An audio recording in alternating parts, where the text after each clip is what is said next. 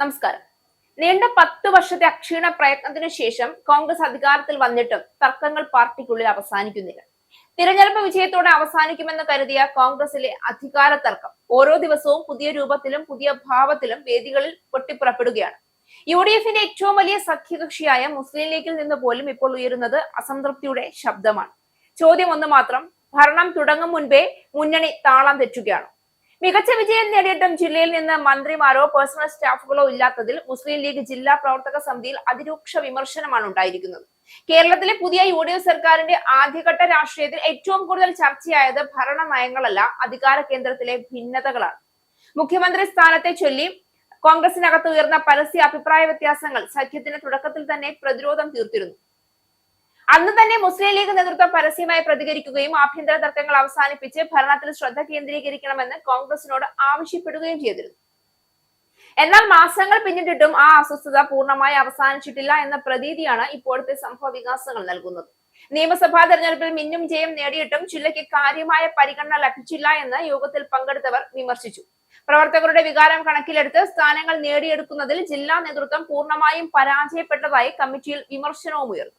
Personal staff നിയമനത്തിൽ അടക്കം youth league MSF നേതൃത്വം നൽകിയ ശുപാർശകൾ അവഗണിക്കപ്പെട്ടതിൽ അവരും കടുത്ത എതിർപ്പുകൾ ഉയർത്തി. അതേസമയം കഴിഞ്ഞ ദിവസം കോർപ്പറേഷൻ പ്രതിപക്ഷ നേതാവ് കൂടിയായ SV ഷമീൽ തിരുവനന്തപുരത്ത് BJP മേയർ VV രാജേഷിന്റെ സ്വീകരണത്തിൽ പങ്കെടുത്തത് അതീവ ഗുരുതര വീഴ്ചയാണെന്നും യോഗം വിലയിരുത്തിയിട്ടുണ്ട്.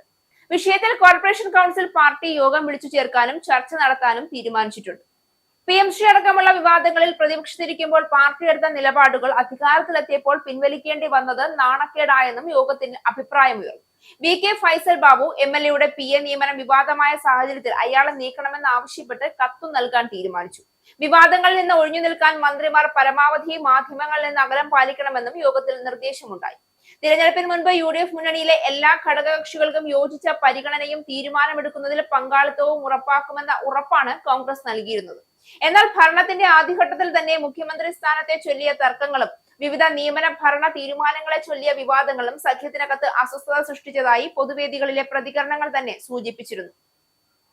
അതേസമയം ഉറപ്പുകൾ പാലിച്ചില്ല എന്ന ആരോപണം കോൺഗ്രസ് അംഗീകരിച്ചിട്ടില്ല. സഖ്യം ശക്തമാണെന്നാണ് പാർട്ടി നേതൃത്വം ആവർത്തിച്ച് പറഞ്ഞുകൊണ്ടിരിക്കുന്നത്. രാഷ്ട്രീയപരമായി നോക്കുമ്പോൾ മുസ്ലിം ലീഗിന്റെ ഇത്തരം പരസ്യ പ്രതികരണങ്ങൾക്ക് മറ്റൊരു ലക്ഷ്യം കൂടി ഉണ്ട് എന്ന് വ്യക്തമാണ്. UDFിലെ രണ്ടാമത്തെ വലിയ കക്ഷി എന്ന നിലയിൽ സ്വന്തം രാഷ്ട്രീയ പ്രാധാന്യവും സ്വാധീനവും സഖ്യത്തിനകത്ത് ഓർമ്മിപ്പിക്കാനുള്ള ശ്രമമായും ഇതിനെ ചില നിരീക്ഷകർ വിലയിരുത്തുന്നുണ്ട്. അതുപോലെ കോൺഗ്രസിനും ആഭ്യന്തര വിഭാഗീയത നീണ്ടുപോയാൽ അതിന്റെ ആഘാതം മുന്നണിയിലെ മറ്റു കക്ഷികളുമായുള്ള ബന്ധത്തെയും ബാധിക്കുമെന്ന തോന്നലുണ്ട്. പ്രതിപക്ഷത്തിരുന്ന കാലത്ത് UDF ഉയർത്തിക്കാട്ടിയത് ഐക്യവും കൂട്ടായ നേതൃത്വവുമായിരുന്നു. എന്നാൽ അധികാരത്തിലെത്തിയ ശേഷം പുറത്തുവരുന്ന പരസ്യ ഭിന്നതകൾ ആ അവകാശവാദങ്ങൾക്ക് തിരിച്ചടിയാകുന്നുവെന്ന് LDFും BJPയും രാഷ്ട്രീയമായി ഉപയോഗിക്കുമെന്ന് ഉറപ്പാണ്. കാരണം ഭരണത്തിന്റെ ആദ്യകാലത്ത് തന്നെ സഖ്യത്തിനകത്തെ അഭിപ്രായ വ്യത്യാസങ്ങൾ പൊതുചർച്ചയാകുമ്പോൾ അത് സർക്കാരിന്റെ പ്രതിച്ഛായയെയും ബാധിക്കാം.